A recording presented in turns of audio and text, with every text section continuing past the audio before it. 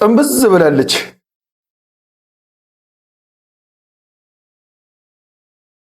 ገና ደግሞ የጧት ፀሐይ ነው አንተ በጧት እንዴ! ወይኔ ወይኔ ወይኔ ጆይ ሲያስጠላ ሁሌ ከስተቱ ማይማር አልልም አልጠይቅም ማነው ያለው ብዬማ ንገሩኝ ታትነካኝ በእናትህ ዝም ብለህ ሂድ አስቸጋሪ የሆነ ሰው በስመ አብ ከመንገድ ከጉዞዬ እንዴ አንተ ሰውዬ ግን ምን ይሻላል እንዴ አይሰለችም እንዴ በየቀኑ መስከር ማነው ያለው ኧረ ወይ አሁን ስጭ ማነው ያለው ውስጤላ ያውቀው ማንም ኬፓን አድርጎ አሁንም ሊጠነብዝ ነው የሚሄደው ሰው ነው የሚያኖር የሰራም ደጋባ ጆሲ ከዚህ በኋላ መጠጥ በደረሰበት አትደርስም ጆጆ ናስቲ ና አንተ ቆይ እስከመች ነው በመጠጥ ራስን እየጎዳ እንደዚህ የምትሆነው?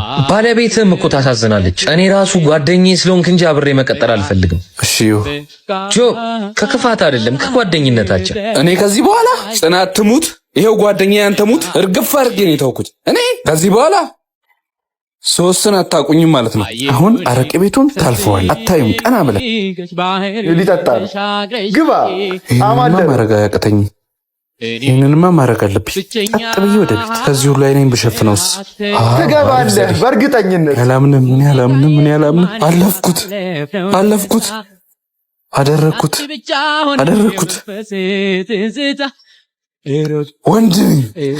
ወንድ ነኝ ያደረግኩት ወንድ ነኝ ጀግና።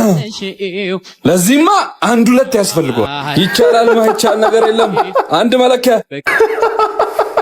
አረቄ ቤቱን ስላለፈው ሪዋርድ አንዱ ለመለኪያ